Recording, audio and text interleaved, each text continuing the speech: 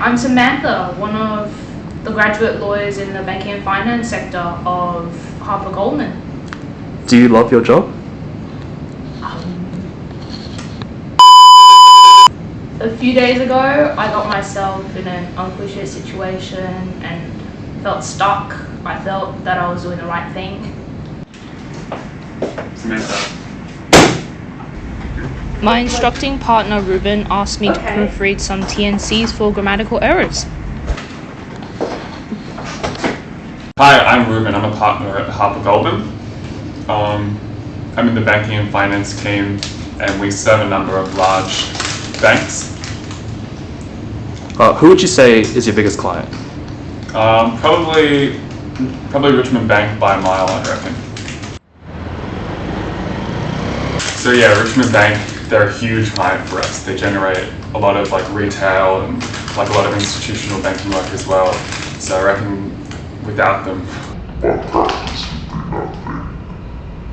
Richmond Bank has sent us instructions to update the standard terms and conditions for their small loans, which lends funds up to $5,000 to retail clients. Ruben's only asked me to proofread the new terms and conditions for grammatical errors. There was a weird clause, Clause 203, which basically said if a customer fails to complete a monthly repayment, all future monthly repayments will be subject to a new interest rate, calculated as a product of the principal interest rate and the number of days in which the monthly payment was outstanding. I was shocked because Clause 203 was clearly an unfair contract term, so I went and told Ruben. Ruben, Samantha. we need to have a quick talk about this one. We've got a problem here at 203. Oh yeah. I did talk to RB about this, and look, we're just going to leave it in because they kind of realised that, yeah, this might not be the greatest situation, but no one who's going to be getting a 5K loan is going to be reading through this. So we're not going to do anything about it? We're going to keep it in and we'll send it back to them. Okay.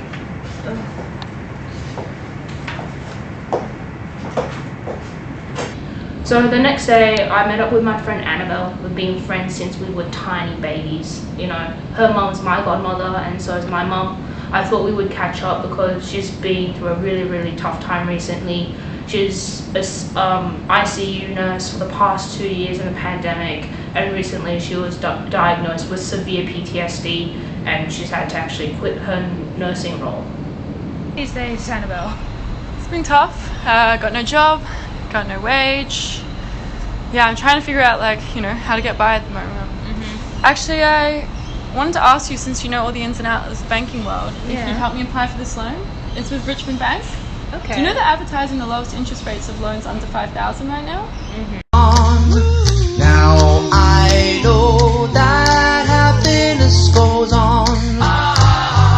She's an old friend in need. I didn't hesitate to offer my help, but I didn't think about the possible ramifications. But what's the problem? Well, my role as an advisor to RB conflicts with the pro bono assistance that I've now promised to Annabelle. So should I disclose to Annabelle about Clause 203, which constitutes an unfair contract term? What are your options? Well, I could offer legal assistance to Annabelle and disclose Clause 203, which will significantly affect the interest rates on her loans should she default. But that would mean using confidential information to advance her interests, or my friend's interests, and then going against the interests of RB, which is our biggest client, Richmond Bank. Why don't you just reject Annabelle's instructions? Give an excuse or something.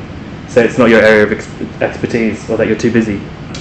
Well, first of all, that'd just be lying to one of my closest friends. Annabelle knows that I work in banking and finance, and on top of that, I feel bad not to help her. She's been really struggling and really needs help. Well, couldn't you refer her to another pro bono lawyer at Harper Goldman or another firm? But in either case, they wouldn't know about Clause 203. They'd just follow her instructions and just help her apply. And then in that case, Clause 203 comes into her agreement, she defaults, which is likely given her financial situation. And then the interest will just accumulate and she won't know why. And if I referred Annabelle onto another pro bono lawyer at Harper Goldman, the solicitor's rule specified that another lawyer from my firm can only act if we have a sufficient information barrier, which should be fine, and have informed consent from each client.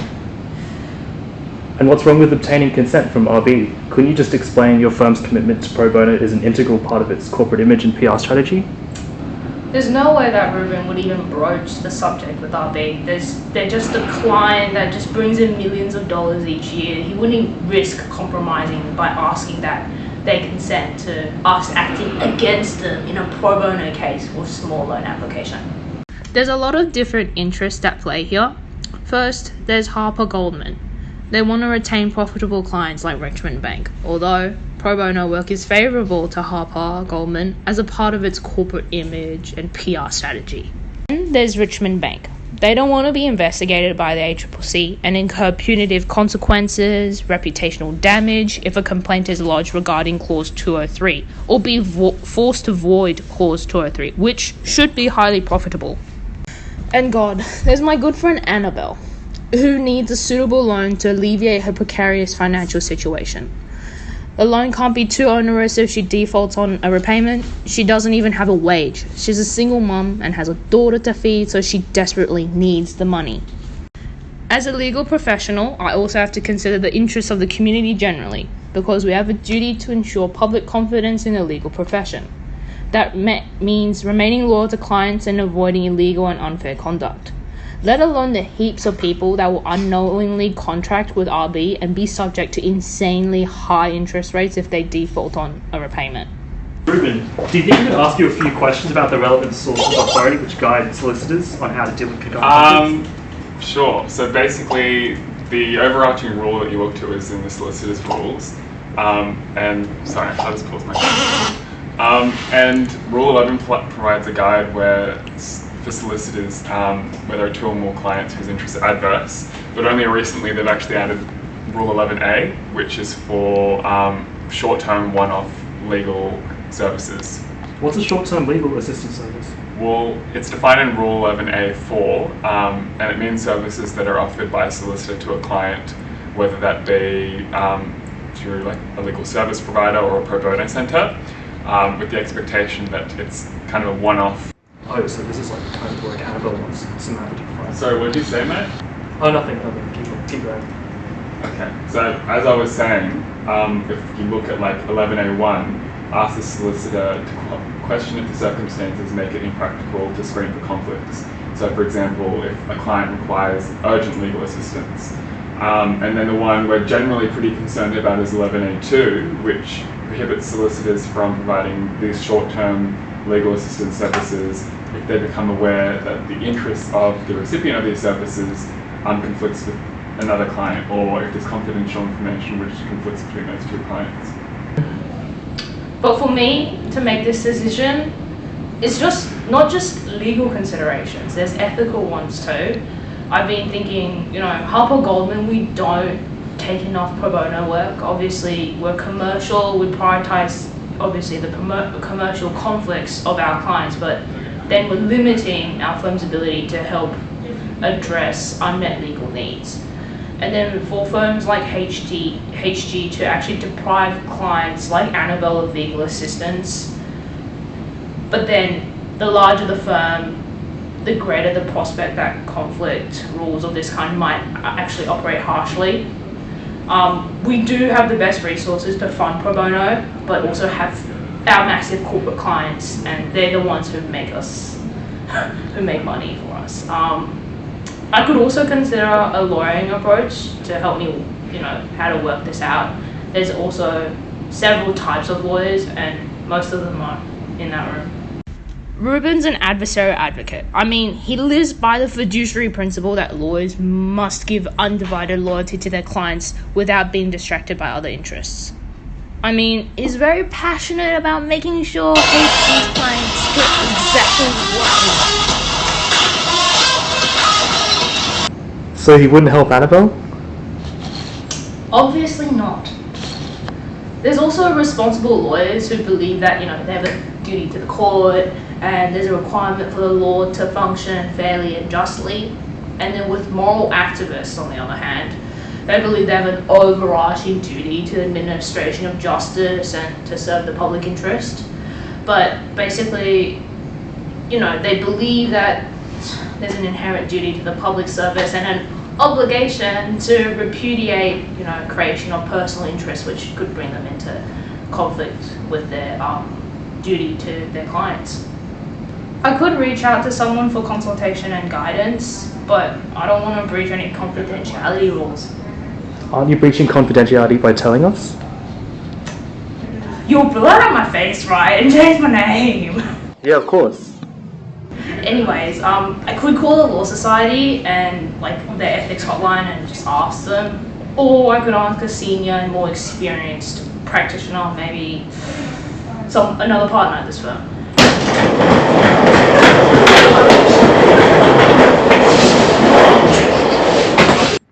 There are some big consequences for acting for two different clients with adverse interests. Like what? Well, firstly, you'd be breaching your fiduciary obligations to that client. You might also be in breach of your retainer.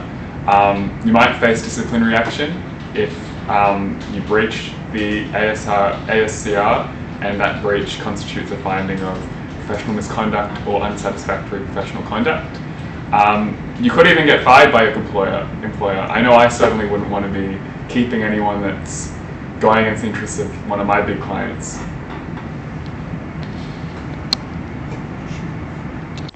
Could you imagine what could happen with Richmond Bank? We may lose one of our biggest clients, but if Clause 203 becomes public knowledge, they could lose a lot of business and maybe even be liable to ACCC action. What about Annabelle? Those are the consequences I'm most worried about. Clause 203 may affect her so adversely that she won't be able to meet costs of living and be subject to really onerous repayment provisions. She'd probably never be able to get a loan again. Imagine what her credit score would look like. She'd be entered into a loan which isn't in her best interests. It's been 2 days. What have you decided to do? I'm gonna have to reject Annabelle's instructions by, giving an excuse, and then maybe I can refer her on to another pro bono service. So why did you decide to do that? Well, it was difficult. Look, I wanted to help Samantha, I genuinely did, but the fiduciary nature of the lawyer-client relationship really stuck with me. And in providing highly confidential information regarding business, RB really expects that they have my undivided loyalty, which I will not abuse. This confidence and fundamental duty required for the administration of justice would have been broken if I told Annabelle about Clause 203. I'd also risk the firm losing RB as a major client, and if the ACCC decided to just make a claim, and also being liable for breach of equity for fiduciary obligations, as well as just the breach of the retainer. I think I might even be in breach of Rule 11A of the Solicitor's Rules, which would have given rise to a finding of unsatisfactory professional conduct or professional misconduct, or even for me disciplinary